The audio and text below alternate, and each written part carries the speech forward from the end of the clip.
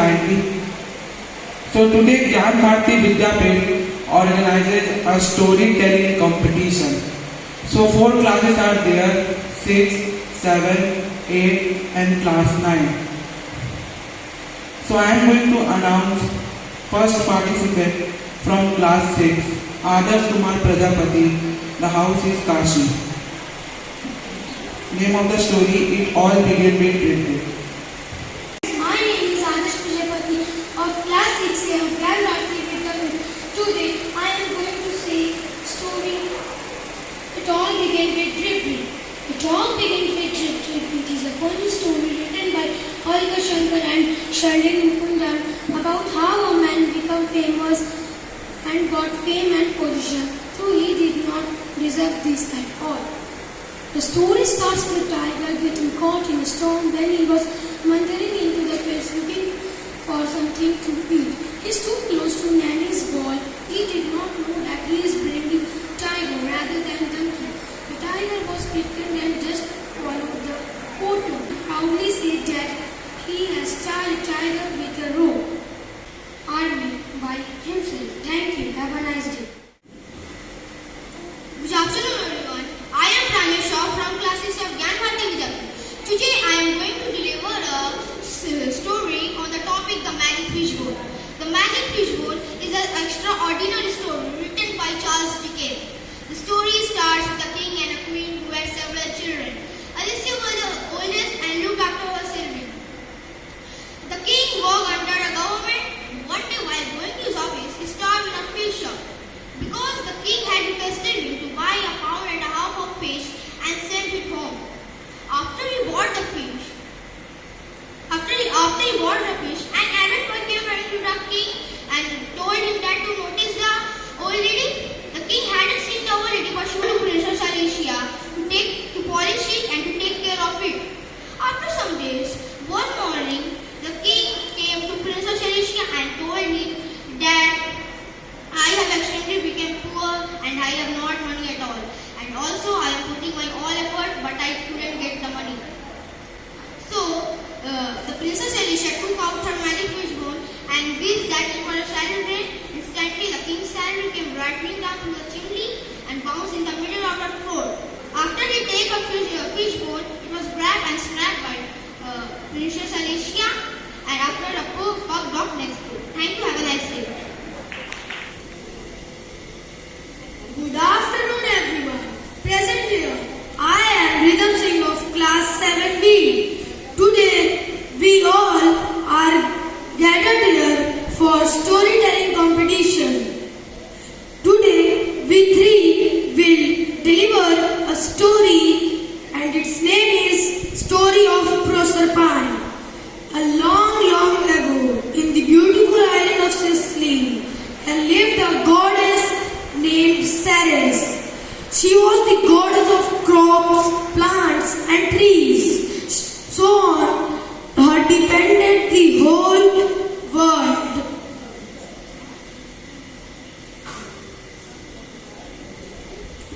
Proserpine was the brightest and loveliest among all girls. Her cheeks were rosy like apples blossoms in spring. Her eyes were as blue as the sky in April. Her long golden curls were as bright as the sunlight in springtime. All the radiant loveliness seemed to have taken the form of this fair maiden. Everybody said, she is the spring. Proserpine also helped her mother in the fields. With her young companions, she danced and sang while gathering flowers. Far down the earth, there lived the dark Pluto, the king of the land of dead. He had often asked some goddess to live with him, but no goddess was willing to live among the dead. So Pluto was lonely. One day he came to earth and driving along his swift chariot. He heard some voices near bushes. He was curious. He stopped his chariot and walked to the bushes. There he saw Proserpine, laughing and playing with her companions, who formed a circle round her. Pluto was charmed at sight of the lovely maiden. He thought that I must make her my queen, but he knew that it would be useless to ask her to be his queen. So Pluto stepped into the circle and carried Proserpine. The companions of Proserpine were frightened and fled in directions. Pluto departed with the captive maiden to his chariot. All were very frightened. Pluto was very afraid of the mother of Ceres, the mother of Proserpine, Ceres, that it would soon appear there in the search of her daughter. So, after some time, Pluto came to the bank of the river. The river was full of bread. He could not drive through the water. So, he struck the ground with his sceptre, and the ground opened at once. Horses, chariot, all plunged into the darkness below. As just the ground was closing, the Proserpine seized her girdle and threw it far in the river. She thought that it must reach to Ceres, and Ceres would be able to ask to find her lost daughter, Proserpine. In the evening, Ceres came back home. She did not find her lost daughter, who usually came running to meet her. This was never happened before. She was greatly surprised and a little worried. She watched all the rooms, but they were all empty. Then she lighted a torch from the fires of volcano and wandered over the fields and valleys looking for Proserpine. This search went on a whole night, and in the morning, grief knew no bounds. From that very day, Ceres began a long journey. She wandered over lands and sea, over hills and valleys. She neglected all her works on earth.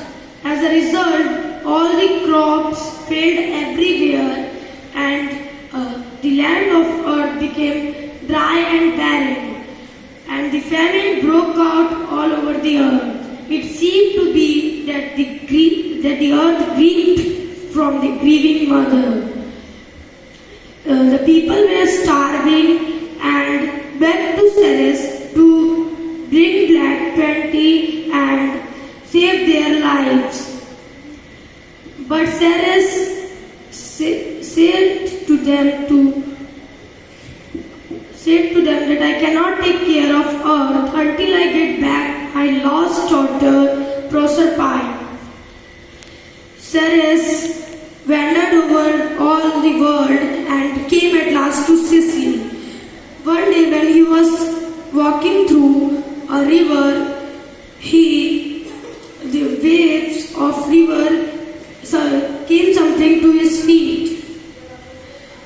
It was the girdle of her daughter Proserpine. Ceres looked it carefully again and again, and her eyes were full with tears. Then a voice coming clearer to him in every moment, telling, Ceres, great mother of earth, I am the nymph of the fountain. I lived in the dark depth of earth. I have watched your daughter in the throne of the Pluto's kingdom. Go to Jupiter and ask him to help you. Do not grieve anymore. Ceres now came to meet Jupiter and said, I have found the place where my daughter is. Please give her back, and I will make the earth as fruitful and green as it was.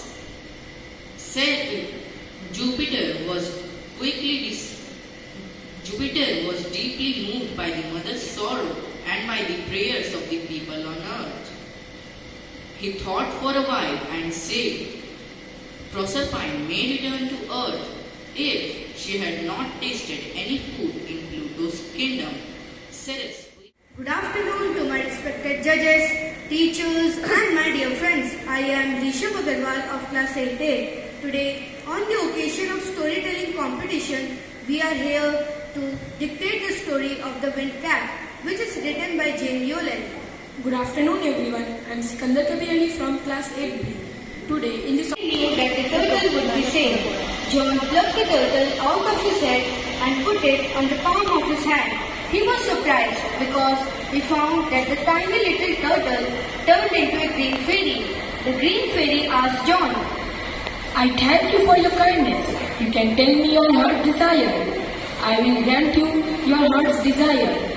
John bowed back and said nothing, while the green fairy can read John's heart desire. He said, I wish you to go to the sea. John faced answer for him. The green fairy told him, you put me in your head like a hat to keep me safe. I will give you a hat a cap the sailor's most desired, the cap full of wind. It is the wind cap. But there is one condition, that no human hand will ever be able to rip off the hat from your head. The very next day, John went to the sea, and seeing the ship anchored near the sea coast, John requested the captain to take him along, and thus began his first ever sea voyage. Since it was wind that sailors called for, and wind that John could supply, John soon became very popular among the sailors. He could turn the cap to call the east and the west wind. He could also turn the cap both sides to call the north as well as the south wind. One quiet afternoon, when John was sleeping, he fell asleep and lay to dream again. In his dream, the seasons turned rapidly, and as each turned, so did John in his bed. Consequently, the cap on his head twisted down, and about it called up a squall from the clear sky that hit the ship without any warning. Everyone in hurry. The sailors tried to rip out the cap from John's head, but every one of them failed. The captain then bowled a rip of the John's cap and flung him out to the sea. As John was under the sea, the cap from his head was finally get off. The storm stopped, and John, along with the wind cap, reached the seashore. John placed the wind cap under a stone, where he knew that the ferryman would find it. From then, John spent half the year on sea and half on the land. From then only, he came to be known as Captain Turtle, just like a turtle who can live both in water as much on the land. The moral of the story is, if you want to achieve something in your life, do hard work, do not depend on something. Thank you. The name of the story is A Clever Fox and a Foolish Crow. Once upon a time, a crow lived in a banana tree in the jungle. He had a piece of meat. One day, a fox came from the jungle, and when he saw the piece of meat, his mouth full of water, and he thought how to get the piece of meat. Then the fox praised the voice of the crow, and he asked him for singing the song. When the crow opened his mouth for singing the song, the piece of meat fell down on the ground, and the fox ate it and went away in the jungle. So, the moral of the story is that beware of the flatterers. Thank you and have a nice day. By all the participants and the teachers involved here, it was really pleasure for us to see this. Well done, I must say, but it's a competition, so there will be some winner. So we have chosen 3 among all the participants. So the third position has been secured here by Rhythm Singh, class 7B. Very well done. He has scored 150 out of 200. Many congratulations to you. Our second position has been secured by Rajan Prasad, class 7B. He has achieved 165 out of 200. Many congratulations to you even. And the first position has been secured by Rishabh Agarwal, class 8A. He has successfully achieved 168 out of 200. Many congratulations to you too and to everyone.